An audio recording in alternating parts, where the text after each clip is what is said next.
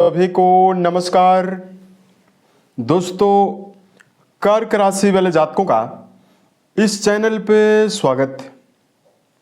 इस वीडियो में हम आपको बताने वाले हैं कर्क राशि वाले जातकों के लिए साल 2026 में 1 से लेकर 15 अप्रैल तक का समय कैसा जाने वाला है।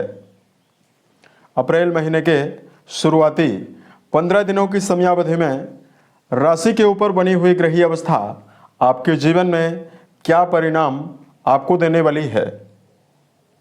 किन मामलों में कर्क राशि वाले जातकों को कम प्रयासों में बड़ी सफलता मिलने वाली है, वहीं कहां पर आपको संभल कर काम करने की आवश्यकता भी रहने वाली है।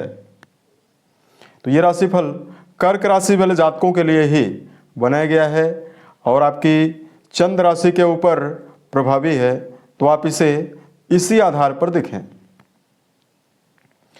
इस राशिफल के माध्यम से कर्क राशि वाले जातकों के जीवन से जुड़े हुए सभी पहलू के बारे में हम आपको जानकारी भी देने वाले हैं, जैसे कर्क राशि का करियर और व्यापारिक जीवन, आर्थिक जीवन, पारिवारिक जीवन, प्रेम संबंध है, स्वास्थ्य, एजुकेशन लाइफ और अंत में हम आपको धार्मिक उपायों के बारे में भी जानकारी देने वाले हैं, जिसको यदि आप जीवन में करते हैं तो आपको विशेष शुभता मिलने वाली है।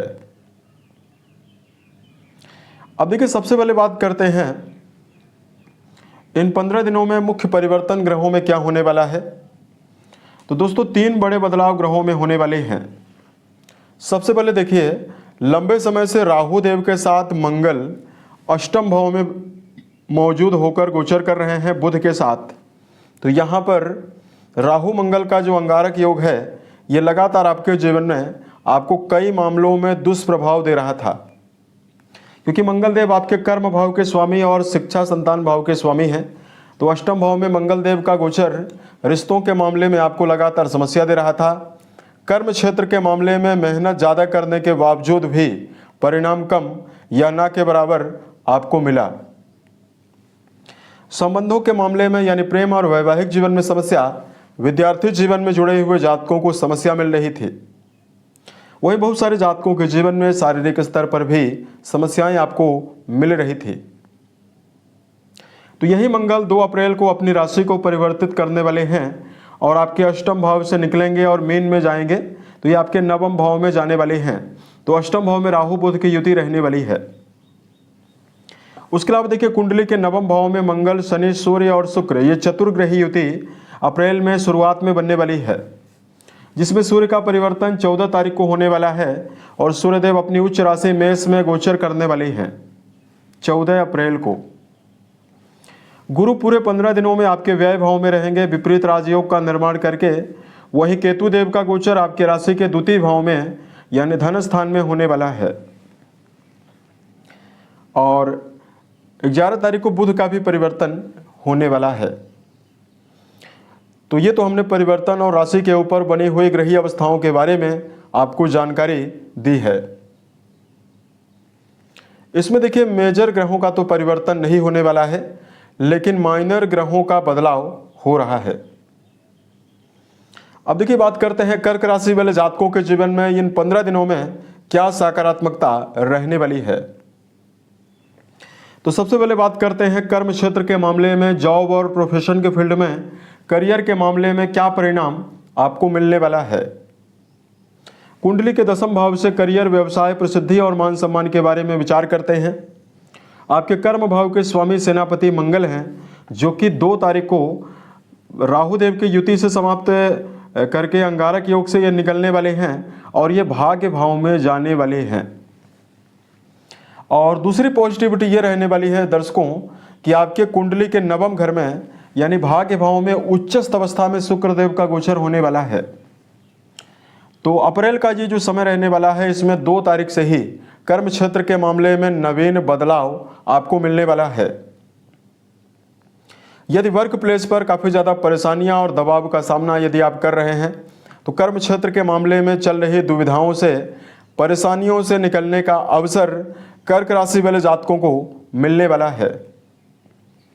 सेनापति मंगल की प्रभावशाली अवस्था आपके कार्यों में उत्साह भी आपको देगी, क्योंकि मंगल पराक्रम घर को भी देखेंगे।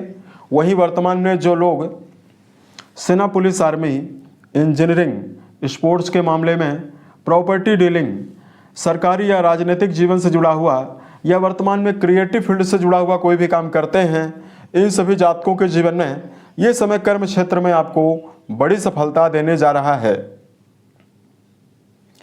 उसके अलावा देखिए बात करते हैं धन के मामले में यह समय कैसा जाएगा। दोस्तों, धन भाव के जो स्वामी हैं ये सूर्य बनते हैं, जो कि 14 तारीख तक ये भाग्य भाव में रहेंगे।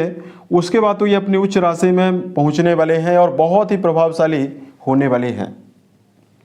और लाभ भाव के स्वामी शुक्रदेव हैं, जो कि 9th हाउस में उच्चस्थ अवस्था में इन पूरे 15 दिनों में गोचर करने वाले हैं। तो आर्थिक जीवन के मामले में जो कर्क राशि है उसके लिए ये पूरा 15 दिन बहुत ही बेहतर रहेगा। सूर्यदेव के साथ शुक्रदेव की युति जो बनी हुई है, यानी धन भाव के स्वामी और लाभ भाव के स्वामी का जो भाग्य भाव में युति बनी हुई है, इसकी वजह से जातकों के जीवन में अचानक धन प्राप्ति की संभावनाएं आपको मिलेगी। वर्तमान में यदि आप व्यवसायी हैं तो व्यापार के मामले से भी धनार्जन पर्याप्त रूप से करने में सफल होने वाले हैं। और जिन जातकों के जीवन में बड़ा कर्जा बना हुआ है, जिसकी वजह से आप जीवन में परेशानियों का सामना कर रहे हैं, तो जातकों के जीवन में कर्ज मुक्ति की संभावनाएं भी आपको मिलने वाली है। यहां पर शुक्रदेव की जो उच्चस्थ अवस्था है दर्शकों, आपके मन में भौतिक सुविधाओं की अर्जित करने के लिए, यानी अगर आप लग्जरी और मटेरियलिस्टिक वस्तुओं को लेना चाहते हैं, उसके लिए भी अच्छी संभावनाएं बनाने वाली है। क्योंकि लग्जरी और सुखों के कारक होकर शुक्रदेव इस 15 दिनों में उच्च राशि में मौजूद होकर आपकी राशि का भाग्य भाव में मौजूद हैं, तो निश्चित तौर पर ये आपके जीवन में ये परिणाम आपको देने जा रहे हैं। उसके अलावा देखिए बात करते हैं कर्क राशि वाले जातकों के जीवन में पारिवारिक संदर्भ में यह समय कैसा जाने वाला है। चौथा भाव पारिवारिक जीवन की अवस्था और सम्मान के बारे में निर्धारित होता है और परिवार भाव के स्वामी शुक्र बनते हैं, जो कि उच्च राशि में ही बने हुए हैं। तो ऐसे में देखिए पारिवारिक जीवन के संदर्भ में यहाँ पर कर्क के लिए बहुत ही बेहतर समय रहेगा। मंगल और राहु देव का अंगारक योग समाप्त हो चुका है, तो 2 अप्रैल से संबंधों के मामले में आपको घर में राहत और घर में संबंधों में अगर सम्मान की कमी बनी हुई है तो सम्मान में बढ़ोतरी अब आपको मिलने वाली है। जो शुक्रदेव आपके नवम घर में उच्चस्थ अवस्था में बने हुए हैं, इसकी वजह से कर्क राशि वाले जातकों के जीवन में घर में बड़े लोगों के सहयोग की संभावनाएं आपको मिल सकती है। उसके अलावा देखिए बात करते हैं कर्क के लिए प्रेम और वैवाहिक जीवन के मामले में यह समय कैसा जाने वाला है। तो प्रेम जीवन का विचार अष्टम माफ कीजिएगा, प्रेम जीवन का जो विचार है ये मंगल से करते हैं और मंगल अष्टम भाव में लंबे समय से राहु देव के साथ दुष्प्रभावों में चल रहे थे, खराब अवस्था में चल रहे थे। तो संबंधों के मामले में जातकों के जीवन में उतार चढ़ाव की अवस्था और रिश्तों के मामले में आपको लगातार तनाव मिल रहा था। यहां पर देखिए 2 अप्रैल से ही मंगल देव की प्रभावशाली अवस्था परिवर्तित होगी। मंगल आपके 9th हाउस में जाने वाले हैं, तो रिश्तों के मामले में समर्पण आपको मिलेगा। प्रेम जीवन में जुड़े हुए जातकों के लिए उत्साह की संभावनाएं 2 अप्रैल से आपको विशेष रूप से मिलने वाली है। बात करें वैवाहिक जीवन के मामले में, दोस्तों वैवाहिक भाव के स्वामी शनि हैं, जो कि 9th हाउस में रहेंगे और यहाँ पर देखिए शनि अस्त अवस्था में बने हुए हैं। तो वैवाहिक जीवन में आपको ज़्यादा समस्याएं तो नहीं मिलने वाली है, लेकिन जातकों को जीवन साथी के स्वास्थ्य को लेकर ध्यान देने की आवश्यकता रहने वाली है। अगर कोई छोटी मोटी समस्या है तो आपको डॉक्टर एवं एक्सपर्ट की राय लेना चाहिए। और कर्क राशि वाले जातकों को वर्तमान में बताना चाहेंगे कि आपके लिए देवगुरु की जो प्रभावशाली अवस्था मार्गी हो चुकी है, ये रिश्तों के मामले में आपको संतुलन जरूर देने वाली है और खराब रिश्तों में सुधार की संभावनाएं आपके जीवन में बड़े समय के पश्चात बनने वाली है। उसके अलावा देखिए बात करते हैं जो लोग विद्यार्थी हैं उनके लिए समय कैसा है। तो 2 तारीख को ही शिक्षा भाव के स्वामी मंगल देव 9th हाउस में जाएंगे भाग्य भाव में। तो त्रिकोण भाव के स्वामी का त्रिकोण में जाना शिक्षा के लिए बहुत ही बेहतर संभावना बनाएगा।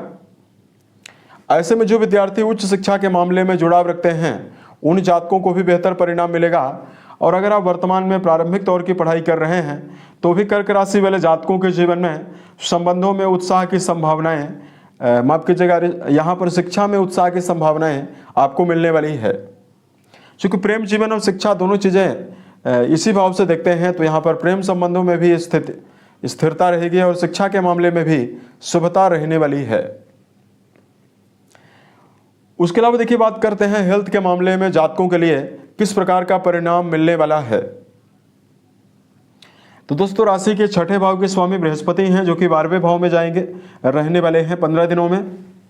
और देखिए अष्टम घर जो आपके लिए आयु का स्थान है, यहाँ पर जो अंगारक योग लंबे समय से है वो समाप्त हो रहा है। तो 2 अप्रैल से राहु देव का मंगल देव के साथ बना हुआ अंगारक योग समाप्त होगा। तो यहाँ पर हेल्थ के मामले में लंबे समय से बड़ी बीमारियों से निकलने का अवसर आपको मिल सकता है। गुरु विपरीत राजयोग में बने हुए हैं, तो कर्क राशि को गलत खान पान के सेवन से आपको बचना चाहिए। शराब, मांस, धूम्रपान, इन सभी विषयों का सेवन अगर आप करते हैं तो आपको समस्या भी मिल सकती है। तो संतुलित भोजन का सेवन करना और नींद लेना, पर्याप्त रूप से दिनचर्या व्यवस्थित बनाकर चलना, ये सभी चीज़ें आपके लिए बहुत ही बेहतर रहेगी। अगर आप अपने दिनचर्या में प्राणायाम, व्यायाम को ऐड करते हैं तो भी आपके लिए समय बहुत ही बेहतर रहने वाला है। अब देखिए बात करते हैं कर्क राशि के लिए धार्मिक उपायों की। तो दोस्तों वर्तमान में 1 से लेकर 15 तारीख के बीच में शुभता अर्जित करने के लिए सबसे पहले तो आपको सुंदरकांड और हनुमान चालीसा का पाठ करना अच्छा परिणाम आपको देगा। उसके अलावा देखिए इस समयावधि में जातकों को शुभ परिणामों को अर्जित करने के लिए विशेष रूप से बेजुबान जानवरों में गायों के लिए हरे चारे का प्रबंध करना आपको विशेष शुभता देने वाला है। साल 2026 के सभी महीने आपके जीवन में बेहतर स्थितियों का निर्माण करें और आप सफलता के सभी मुकाम को टच करें, इसी कामनाओं के साथ मैं अपनी वाणी को विराम देता हूँ। ओम नमः शिवाय।